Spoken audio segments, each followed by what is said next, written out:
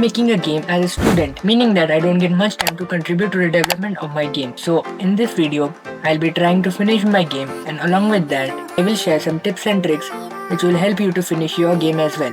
Stay till the end to know how long I worked on this project with these techniques. The game looked ugly and plain without the lighting. To speed up the process, I created a light as a blueprint actor and placed it along the level. Hey, it looks good.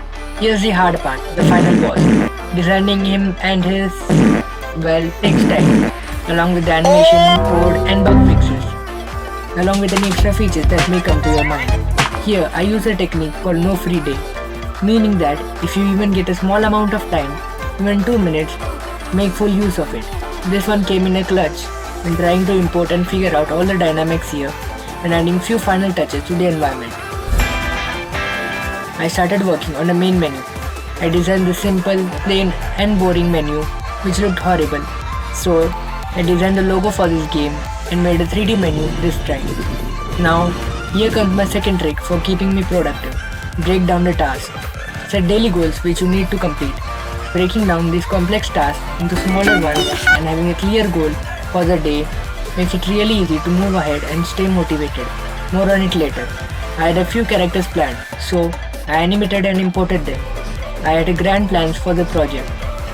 However, if I had worked on it for longer, I would have just completely quit. This brings me to my next tip. Leave it. If you think some features are beyond your scope, leave them. Either replace them with other features or get rid of them completely. This saves time and effort for other much needed features and keeps motivation high, combined with the first tip, giving you a sense of progress. When the main menu is done, it's time for the loading screen and tutorial screens. I searched the internet for the loading wheel only to discover that Unreal Engine already had one. Here I present to you the loading screen. Well, I edited screenshots of the stroller and enemy to get these icons and made a basic tutorial screen which needs polishing.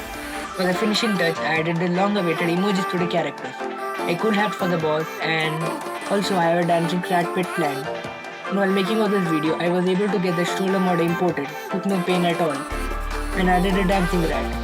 So the game is done. It needs a bit more polishing and attention. So this was all. Progress is to be made. However, the student life isn't forgiven. So if you're a student and are in the same niche, you can comment your methods of coping up and even subscribe. And by the way, I typically work 1 to 2 hours. So that's all. Bye.